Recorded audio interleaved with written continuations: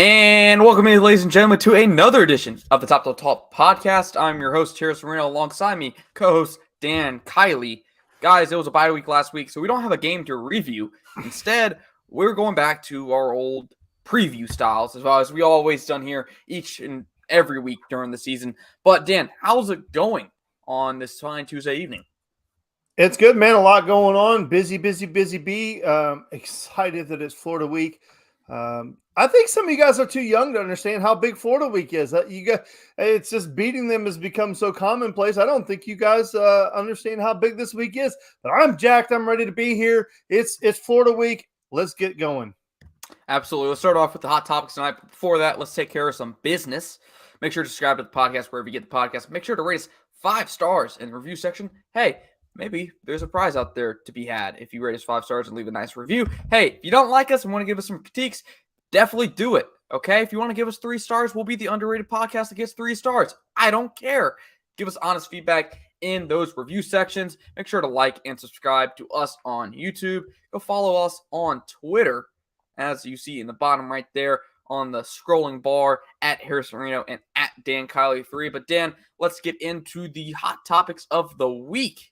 As Jeremiah Stoddard comes in the comment section, 1 star. Hey, for that underrated, I guess we're just a hidden treasure at that point. But anyways, Dan, let's get into the hot topics of the week. Outside of Jacksonville, what college football road trip would you want to make? So this is twofold. I've never been to the state of California before. I've been just about everywhere in the United States, but I've never been to the state of California. And I would love to go to the Coliseum and see USC play. I just think that would be a lot of fun, especially if USC were to be good again. Could you imagine a Georgia game out there in the Coliseum against USC if USC was on equal footing where, it's not going to be a layup win? I think that would be a tremendous venue. I think that would be a tremendous game. I would love to go see that. I had the opportunity of a lifetime to go see Georgia play at Notre Dame. That was once in a lifetime thing. So obviously that one's off the list. Obviously that would have been up there too. The other one would be really cool for me would be to go to Michigan. My stepdad's a big Michigan fan. That would be a really cool trip for the two of us to take together and go to the big house. So in the Horseshoe in Ohio State, we have them on the as long as we didn't take them off the schedule, did we? I hope not. Is that the game? That's not the game we took off the schedule, is it? No, Oklahoma got taken off the schedule. All right, yeah. So Ohio State in the Horseshoe, that is realistic. I'm sure I'm going to have to pay out the teeth to actually go see that game. But the one that's currently not on the schedule that I would I think would be an amazing trip would be going out to USC. So what say you, sir? Dan probably is going to think I'm going to say Texas OU, but Dan, I'm going to stun you right here. I want to make a trip to the big house like you said. I want to go see them play Michigan in the snow because why not?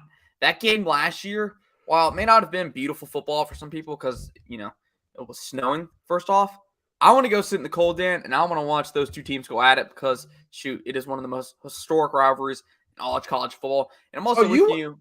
You want to go see the game? I want to see the game in the coldest temperature possible, Dan. Coldest temperature possible. I also wouldn't mind going to Penn State and seeing a whiteout. That place looked electric last year against Auburn. I believe they had a whiteout this year at some point. I don't know who they played when they had it.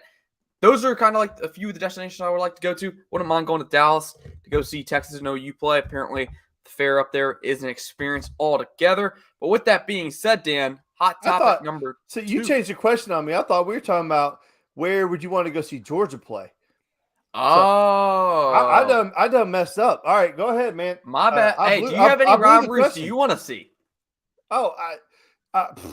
Okay, Michigan, Ohio State, 100%. That would be a cool one. And then, it's not really a rivalry anymore, but anybody who's around my age will know that back in the day, Notre Dame and USC used to be just an all-out war. That'd be cool. And then I've always heard the coolest game to go see is Bedlam. So that would be cool.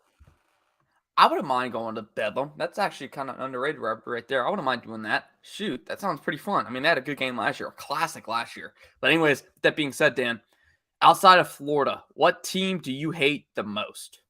And I think everyone here knows your answer. Well, this season, by far, it's Texas A&M. and for obvious, it's because of Jimbo. Jimbo, I just hate Jimbo. I hate everything about Jimbo. Like I just can't stand that freaking guy. And Texas A&M, and they're just so arrogant. But I actually do have family on my wife's side that is the Texas A&M people, so I have to be a little bit careful in that regard. But it was Florida for me. It was a clear favorite of the teams that I just absolutely hated. And then outside of that, in the SEC, it's Tennessee. Is there? It was always Tennessee, but here recently it's Alabama. It's freaking Alabama, and the reason it's Alabama for me is it's not so much the team. I actually respect the team. I respect what Nick Saban has done, but it's the fan base of Alabama that I absolutely freaking hate. They absolutely act like football didn't exist from 1990 up until like whenever Nick Saban got there. They forgot that there were years where they were a freaking doormat and they were terrible. They were running through coaches like I run through underwear, and they couldn't win football games. And they want to act like they are just like this high and mighty. It's like, y'all, half these people who are talking about Roll Tide, they have no idea who these guys were that played in the 90s and the early 2000s. And it's Alabama because, like, first of all, 90% of the people didn't even go to Alabama. They get all their Alabama gear from freaking Waffle House and Walmart.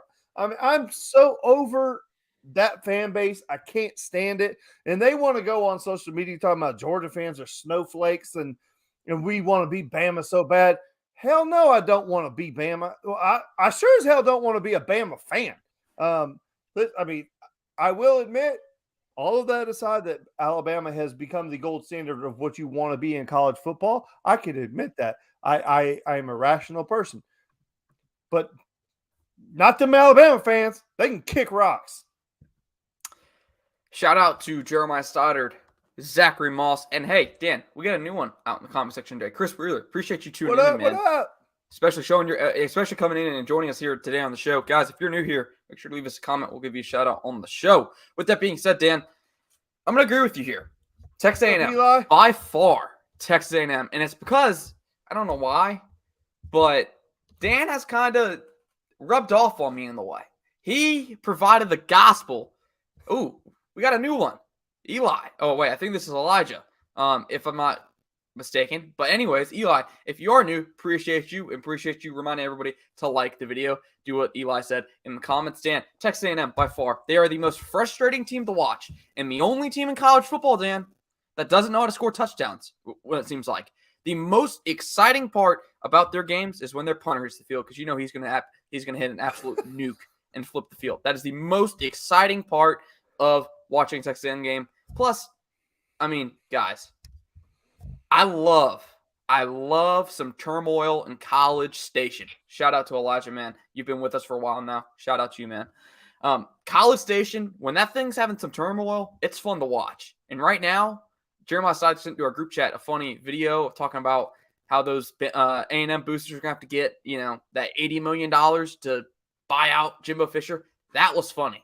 And Dan, we've talked about it, kind of behind the scenes. It's like I've seen it on Twitter now. Is everyone's talking about, is A&M going to do what Tennessee did to Jeremy Pruitt? Are they going to tell themselves, kind of whispering it into the mic? And hey, I don't know. I'm not making up any accusations here. I'm not going to do any of that. But Texas A&M, their fan base is hot. They go after people in the offseason. Come the regular season, nowhere to be found, by the way. So Texas A&M is my team right now.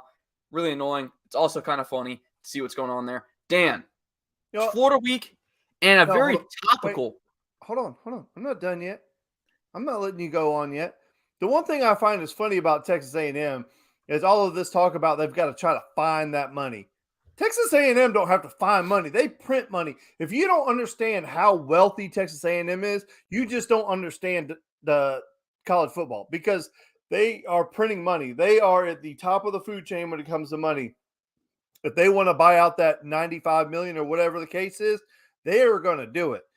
Texas A&M has money. All these TV shows and stuff making jokes about them trying to look in the seat cushions to find the money. Bro, they ain't got to do that. They wipe their butt with $100 bills. So Texas A&M is rich. You may move on, sir. Dan, here's a question. I almost skipped over it. But I feel like it kind of answers itself. Maybe not. Maybe some Georgia fans disagree. But here's the question. Hot topic. Last one of the night. Is Florida still Georgia's biggest rival? Shoot. So anybody my age, the answer is yes. 100% yes. Florida was the tormentors of my childhood. So I have nightmares of Steve Spurrier scoring points and laughing like an evil clown in the background, like ha ha ha ha. And I like Florida will always be that to me. They were like I said, they tormented my childhood. So they are going to be our biggest rivals forever and ever. Amen. But a rivalry is a game where it goes back and forth. And right now, Georgia's in a position where they don't really have a rivalry game in the standard sense because they don't have a game every single year that they could lose. However, even though we don't play them every year, we're starting to play Alabama every year. It's becoming more of a rivalry, but we'll never be Alabama's biggest rival because it will always be Tennessee. The hatred between Alabama and Tennessee is unrivaled. They freaking hate each other. Now, I will say that Georgia, Auburn was a close second for me growing up because that game went back and forth. And, you know, for the longest time, me and my friends had jokes that Georgia and Auburn were kissing cousins. And, I mean, it's because we're like basically the same thing. I mean, Georgia and Alabama for the longest time were the exact program. And they would go back and forth. One year that one would be good. The other year the other would be good. And if you're my age, you understand exactly what I'm talking about. Obviously, we have distanced ourselves from Auburn right now. But for the longest time, they were the mirror image of us, and they were just in the other side. So for me, it's Florida and it's Auburn will always be our two biggest ones. And Georgia Tech's not a rivalry. I mean, in the 90s when Georgia Tech was good, yeah, it was. And, you know, I know that there are a lot of people who are going to be way too young to remember. There was a time when Georgia Tech was the better program. They just were. When they had Joe Hamilton and those guys, and they were the better program. And Georgia has come a long way. They made a commitment to excellence, and they have far surpassed Georgia Tech and made Georgia Tech pretty much irrelevant at this point. But, yeah, there was a time where that Georgia Tech game was a really quality game. You're not going to find any difference here. Florida is by far Georgia's number one rival. I don't even consider Alabama a rival. They're just a common foe, I would say. They're not at that – they haven't escalated to a point where they're rivals yet. Yes, the fan bases do talk a lot of crap, and rightfully so, because Kirby Smart is the former Alabama defensive coordinator, and now he's stolen a national championship away from Nick Saban. I know, boo-hoo. Sorry, Alabama fans. But anyways, Zachary Moss coming in here with a comment. Ranking of rivals, he says, and I quote, Florida number 1, Bama number 2, Tennessee number 3, Auburn number 4. Bama's literally Kirby factor in parentheses. Tennessee can't stand the fans' arrogance. Number 4, he says, brotherly love. You fight each other all day in the backyard, but go in and eat. He's 100% right. When he's talking about Auburn, that's exactly right. That's exactly what I'm talking about. Kissing cousins, where you're exactly like, it's like your family. You just, us and Auburn for the longest time were family. The Nick Fairley, that game, that changed everything. Like up until that point, that was a civil rivalry. After the Nick Fairley thing, things got kind of contested. I wonder if Zach would agree with that. I bet he would. Now, I don't know if I'm putting, well, maybe I see why you put Tennessee at 3, but I'm not a fan of putting Bama at number 2. I know Bama's the one that everyone's shooting for. I don't know if we can consider them a rival just yet. I would think, I mean, Tennessee, if I'm not mistaken, Tennessee has a winning record all time against Georgia. At least dating back a few years, it was the case. I don't know if that's still the case. They're pretty big, nowadays, and with them coming back to prominence or claiming they're back to prominence, hashtag they're back. We'll see. Tech used to be a big rival. No, Megatron days. 100%. Up until the Kirby era, yes, Georgia Tech was a rival. And they could have won any of those given years prior to Kirby getting here. Kirby has created this team is completely different under Kirby. I mean, obviously Mark Richt won. I mean, what's that joke that Mark Richt won more home games at Georgia Tech than their coach did? So, but yeah, like, you know, yes, Georgia Tech was huge for a long time. In Tennessee, yeah, I would say that Tennessee is the most, outside of Florida, the most deadly or dangerous rival that we have, because for whatever reason, a lot of kids here in the state of Georgia love the University of Tennessee. And if you don't think I'm being truthful. Go look at the 80s, 90s, and 2000s. Tennessee would routinely come down here to Georgia and get our best players and take them up there and come down here and kick our ass with them. So Tennessee is a very dangerous rival for Georgia, and if they can get things going back and start to pick up the recruiting again, to me, Tennessee is the biggest threat to Georgia's crown that we have in the East, and that's just my opinion. I agree with you, and they're definitely making some headway there on the recruiting fronts, and even now playing at a really high level, beating Alabama. First time we get to talk about that here on the program. With that being said, Dan, you got our rant of the week this week. I know it's been we went away from it for a little bit because we had some action-packed shows, but Dan is back. Dan is hot about something this week, and it's actually really topical. It's going to be a really good segment. All right, so my rant of the week, and I hate that Rudes isn't in the show because Rudes loves the old man get off my lawn segment is what he calls it. But all right, so let me preface this. If you've ever gone to the Georgia-Florida game down in Jacksonville and you're a Georgia fan and you stay there, I'm not talking about driving the day of the game, leave after the game. I'm talking about if you go down there for the experience, go 2 or 3 days early, this will hit home for you. And I want to see everybody in the comments, if you've ever been to Jacksonville and you've gone down there a couple days before, not a damn Florida fan to be found. I'm here to tell you. You go down there, you stay down there in Jacksonville, or if you stay on Amelia Island or any one of those areas around there, you go down there, you go to the bars, you go to the restaurants, you have some nice food, you get all psyched up for it. Not a damn Florida fan to be found. And if you do see one in passing, they're walking by like this right here. They don't want to talk. They don't want to see you. They don't want to do nothing. But God forbid should you lose that game. If you lose that game, all of a sudden they're everywhere. They're coming out of the woodworks like roaches in the dark. I'm here to tell you. We were leaving that stadium after DJ Shockley went in there and threw an interception because everybody wanted DJ to play. I love DJ. That's besides the point. But when they had David Green in at quarterback, they decided they were going to rotate quarterbacks, and Shepard picked it off, and he ran it back, and we lost that game. I ain't seen a Florida fan all week. Ain't seen one all week. All of a sudden, they're out here throwing stuff, throwing beer bottles, cussing, yelling, hitting my wife in the head with bro, they came out of nowhere, just yelling and screaming, redneck crazy everywhere, jeans short wearing, half a tooth having. They're everywhere. But it is every time. I've been there 5 times. All 5 times, exact same way. Couldn't find a Florida fan. You lose the game, boom, out of the dark, like roaches. Can't stand fans like that. I've been in other places where I've gone in a couple days early to enjoy the area, and the fans are everywhere. They engage you. They talk with you. They have a lot of good time. Florida fans are just different, man. They are front running. Just, I ain't got a whole lot of good things to say about Florida fans. I'm going to keep this PG. So I do not like Florida fans. Rant of the week, Florida fans, can't find them in Jacksonville unless they win the football game. Let that be a reminder to those on the football team. If you are watching this video, Jamon Dumas Johnson came out with a quote today, Dan. I think everyone's really going to like. Let me see if I can find it because I do have it. Thanks to Jordan Davis over at Jordan Hill over at Dogs247 put this on Twitter, talking about the 2020 game where Georgia lost the first, I believe it was the second loss to Florida of the Kirby Smart era, and the most recent one dating back 2020. He said, talking about the loss, he says, we still got that chip on our shoulder, talking about how he doesn't want this group of seniors going out with an L to Florida like that 2020 group of seniors did.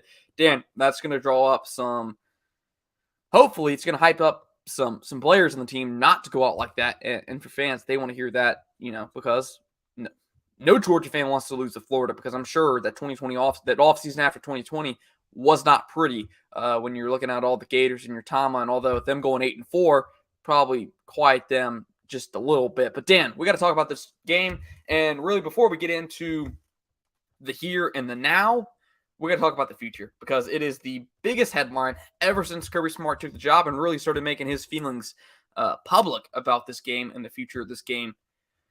Where's this game going to be in 5 years? The question in the magazines and all those nice, I don't even know if they're nice. Just all those little magazines people pick up. Where do you see yourself in 10 years? Do you want to be in a relationship? Do you want to be married? Do you want to have a business? Stuff like that, Dan. Where's this rivalry going to be in 10 years? Is it going to be played in Jacksonville? Is it going to rotate between Jacksonville and Atlanta? Or are we going to what Kirby Smart sees and wants, a home-and-home series? Dan, you've been in the game 5 times, you said. Personally, you've been there. You've experienced the atmosphere. We talked about it before the show. My opinion, I've never been there, so I really can't have an opinion on it, really. And that's what people say on Twitter all the time, is if you haven't been to the game, your opinion doesn't matter. And usually the people that haven't been to the game are the ones saying, I like the tradition. Well, I'm one of those folks where I like the tradition. Texas and OU have that tradition, same tradition in Dallas, a little different. And there ain't no talk about them moving that game. Well, over here in the Southeast, everyone wants to move this game. Let me start right there with your Texas and Florida game, or your Texas and Oklahoma game. So they have their game at the fairgrounds. And when I used to go to the Georgia-Florida game, obviously I haven't been since I had kids. So I haven't been since 2005, either 2005 or 2006. I don't remember the last time that I went, but it was either 2005 or 2006. I know we lost. So whichever one we lost, if we lost both of them, hell, I might have been in both of them. And I'm sure I got plenty drunk. But it used to be where you had the landing on one side and then you had this big field on the other side, and they would have vendors set up and they would have like concerts outdoors. They would have all these hay bales. You just go and have a great time and drink. And but like now it's like real corporate. There's not really a big venue like that to go do it at. But the Texas-Oklahoma game, they have it at the fairground. So, they have a big place to party and just hang out for a couple of days. I know most people who go to the Florida game now, like people my age, they go to Amelia Island and hang out over there and then just make the drive over on game day to Jacksonville. I would love to see the game go back and forth between Jacksonville and Atlanta. But again, I think one of the biggest issues with Atlanta is Atlanta's such a corporate city now that I don't know how special it would be. I mean, would it be cool to see a game on campus? Yeah, I guess it would be cool. I would probably wouldn't be able to go because I wouldn't be able to afford tickets, but I think it would be cool. I've always been kind of a fan of the idea that you would rotate, like, so you would go Jacksonville, and then you would go Athens, right? And then you would go Gainesville, and then you would go like Atlanta, and then back to, well, like what I'm saying is like you would rotate like between the 4 spots, like the Benz, Jacksonville, Gainesville, and Athens. So I think that would be kind of cool. But again, this used to be one of the biggest games in all of college football, the largest outdoor cocktail party. And all of a sudden we can't call it that. Like, what? I don't even understand that PC part of it. Like, it's not okay to say cocktail party. Like, I mean, it had a nice Southern ring to it, a little cocktail party. And like the Red River rivalry, but it used to be the Red River shootout. But now you can't say shootout because I hate PC crap. Dude, it's the cocktail party. The cocktail party was freaking awesome back in the day. It's not exactly the same as it used to be. So I guess you can move it now. I don't even care anymore. I'm too old to care. Get off his lawn, as our friends Rude would say. Guys, I'm kind of with Dan here. I would like to see it. I mean, a return to campus would be amazing for both sides and would definitely help boost recruiting. And we don't really know what Billy Napier's stance is on this. We know what Kirby Smart's stance on it is. He wants that game in Athens every other year. Billy Napier has said he wants to wait and see until he gets to experience the game in Jacksonville. My guess is, this is just a guess, this is speculation, Dan. I don't think Florida's going to do anything to help Georgia out in recruiting, in anything. Moving the game to a home-and-home series would benefit Georgia, and I think they know that. But it will also benefit them. But I don't think Florida's going to want to help Georgia out at all. Moving the game to a home-and-home format is going to benefit Georgia. Then it probably is going to be more than it would Florida. Even though they get the same courtesy, all Georgia's really missing in Kirby Smart's mind is that one big home game a year that's consistent. They don't have it right now. The biggest home game Georgia's going to have this season is going to be Tennessee. And that's next week. And we're going to talk about that. We're talking about that a lot last week. We're not going to talk about Tennessee too much this show, maybe in some discussions, but Georgia's going to play Tennessee next week. Going to be the biggest game, home game that Georgia's had in this century. I don't know a game that's bigger than this. Maybe Notre Dame. Notre Dame was big, but not this big, because SEC East implications, the title of the SEC East and the ticket to Atlanta will be on the line. But anyways, Dan, I'm good with either or. I got friends who say Jacksonville because they've been there for 20 plus years. They've been going to it and they enjoy it and they like it. And I see their reasoning. I also see the home and home format. I also see rotating between Atlanta and Jacksonville and everything you said. But anyways, let's get into the actual preview.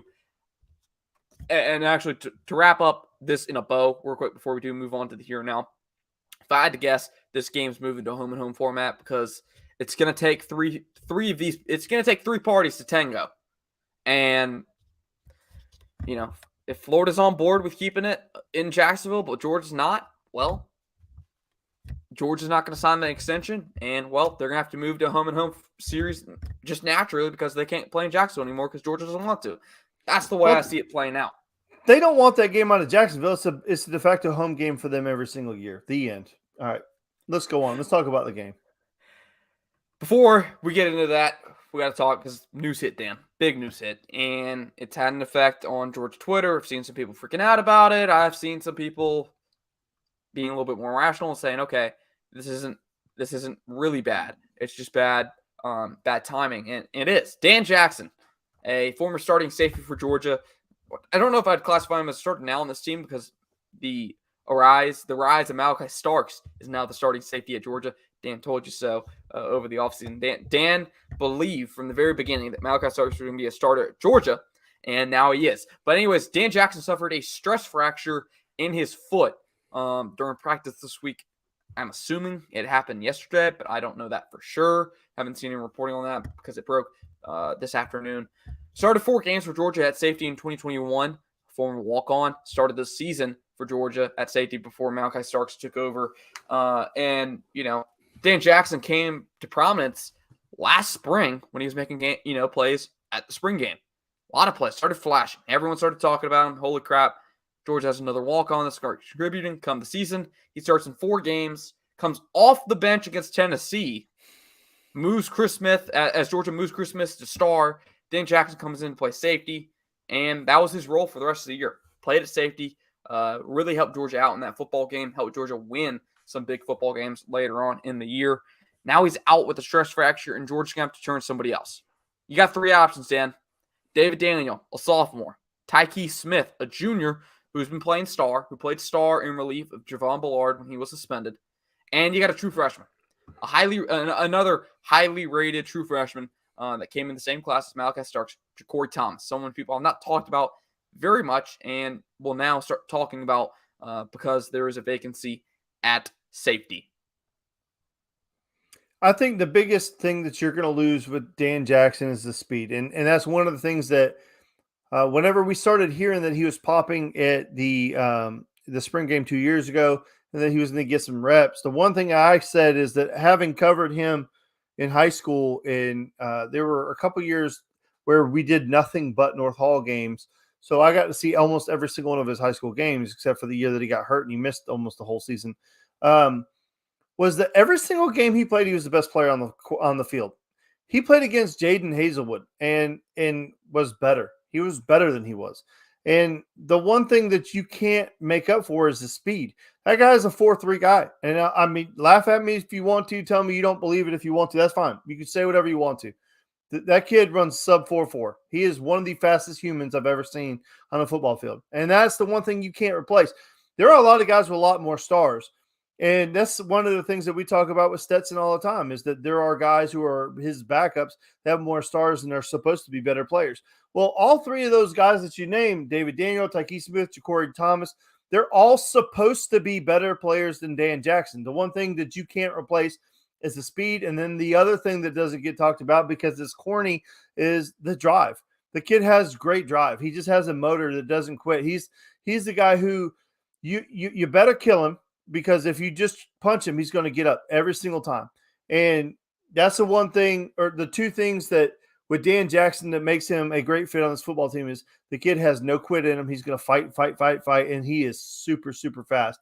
Corey Thomas, brother, hey, listen, Malachi Starks has got himself in the starting lineup, and this is your opportunity to jump on board and get in. And Tyke Smith, this is a guy that we've been waiting on. Can he move to that position? And David Daniel, obviously, he's got plenty of playing experience. They have options. I told you on the phone today, I think the biggest issue is not necessarily that the injury happened. It's when it happened. If had it happened at the beginning or, in the game the last game they played or something like that, you would have had 2 weeks to get ready.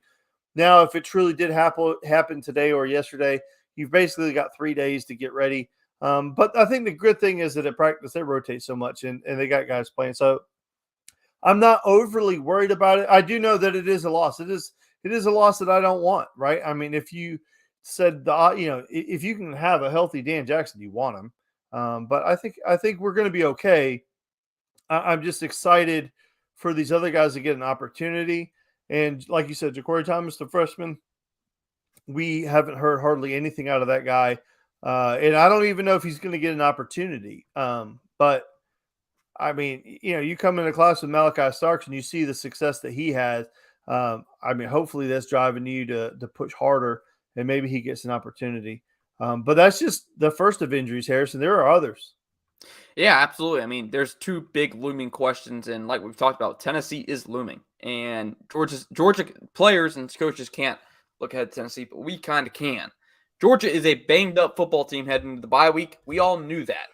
Going into last week, we knew there were murmurs that Stetson Bennett was dealing with a shoulder injury. Apparently, he's all well and good now. Apparently, he's recovered. And you also had Jalen Carter and Adonai Mitchell, two major playmakers on this team. Jalen Carter, a really talented defensive tackle, going to be a first-round pick when he leaves Georgia. Whether it's this year, next year, he's going to be a first-round pick. Probably doesn't even have to play another snap at Georgia if he wants to go be a first-round pick. Had that knee injury against Missouri on a very dirty play. Dan gave us a really good segment on, just how bad that play was when he cut him when he was engaged with the lineman. And you also got Adonai Mitchell, who's been missing since the Stanford game. Hurt his ankle. And that Stanford game has yet to return. I believe, Dan, did he play against Auburn? I remember him playing some snaps in the last few weeks. Did he play? Or am I? Mitchell? Yeah, Mitchell. Or have we not seen him since Stanford? I don't remember the last time that Mitchell played. I have no idea. I know he hasn't been. I know Arian Smith played. Aaron Smith played. Yeah. He hasn't played. I don't know what I'm saying. But anyways, Adonai Mitchell, haven't seen him since Stanford, has a really bad high ankle sprain. Haven't seen him since. And you're going to need both those guys to win out. You got a really tough schedule starting this week. It is Florida. It is Tennessee. It is Mississippi State. It is Kentucky. I may have switched up the order on Kentucky and Mississippi State. That is your path to Atlanta. That is it. And it's going to be the toughest path you've had this season because really, the first few slated games, not that difficult outside of Oregon. You're going to have to get into a dogfight over these next coming weeks, and you're going to need everyone back. I don't know what the status is of Jalen Carter. We don't know the status of Adonai Mitchell. All we've heard from Kirby Smart in the past few weeks is hopeful that those guys get back. Dan, I don't know about you, but to me, unless you need them, you don't play them. Unless you need Jalen Carter, you don't play him against Florida. Now, I would love to have him because Anthony Richardson's ability to run, something we'll get into in a little bit, it's going to help having a guy like Jalen Carter in the middle, wrecking havoc. But I think Georgia's shown over the last few weeks they can play without him for a little bit and sustain their success. I think this is a good stretch of football for Georgia without Jalen Carter. Obviously you want to have your best players available, right? But the byproduct of not having him is you're having to develop talent, right? And Bear Alexander is a guy who we talked about a little bit, preseason about getting opportunities. He is a guy that sees those opportunities and been really, really good. Christian Michael is another guy who's been really, really good on the defensive line. But Bear Alexander is the one that jumps off the page to me. That's not somebody that I specifically thought that we were going to get a lot of playing time out of. I thought maybe he would be kind of like a developmental guy. And maybe not pop. I know Christian Michael was the guy that Brooks was really hot and heavy on, and I would defer to him on a lot of these guys because he's seen, like the guys that I've seen, I'll stand for or whatever. But like I haven't seen a lot of these guys the amount that he has and some other guys have. But I've just been really, really impressed with what Bear Alexander has been able to do. And how lucky are we to even get him, because he wasn't even figured in this class for the longest time. So it's a really good thing that we got him. And he takes a little bit of that stress of not having Jalen Carter out. Now, AD Mitchell is the one that we really can't afford to lose, right? And I know you keep saying, well, the Tennessee game, I'm not worried about Florida. I told you earlier today, and I sent you the Chris Smith song, Every Dog Has His Day, or whatever, because there's a reason that song was written, Harrison. You cannot continue to overlook Florida and just act like we're going to dog kick them. There are so many times I've gone to Jacksonville with a better team and come home with my tail tucked between my legs. And yes, this is Dan Rant Part 2, because you keep saying it's Florida. Don't worry about Florida. We're going to get to Tennessee. You better freaking worry about Florida, okay? I'm here to tell you. Right, Rudes, it's a damn trap game. Don't look forward to Tennessee. If you're healthy, play. If not, to get your rest up or whatever. But quit. Oh, man, every time you say, don't worry about this game, we've got Tennessee next, I just want to come across the screen and smack you. My point was, I don't think you need these guys if they're not healthy. There's no reason to risk them, is my main point. But that's my main point. Not saying overlook Florida. Guys, Georgia's a 18-plus favorite, I believe they are. So they're supposed to win this game even without those players, is my main point. Do not risk them if you don't have to. All right? As Chris Wheeler says in the comment, old school Georgia fans understand, as Dan's pointing at the comments. Dan's Rant Part 2. Injuries-wise, Georgia's in a lot better position than they were last year. Thankfully, they've been negated for the most part, but you never know. Football's football. People are going to get hurt. With that being said, Dan, I put in some stats. I did some stat research on Florida, the team stats, as you see in the notes. They're scoring 31.43 points per game. Pretty impressive. Not bad at all. But what really stands out on this piece of paper is they're allowing 28.14 points per game.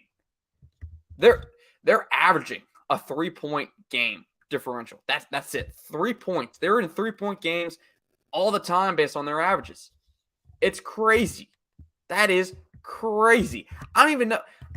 I need to go back and look what they allowed last year and the year before, because I feel like their defense has most certainly regressed, even after letting go Dan Mullen.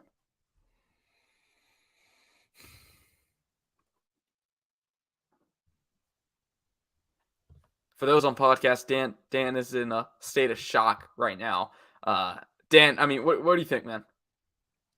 I missed a question. Rudes completely derailed the show but last time we weren't preseason number 1, so I'm not that worried about it. But what was the question? Say it again, Harrison. You muted yourself.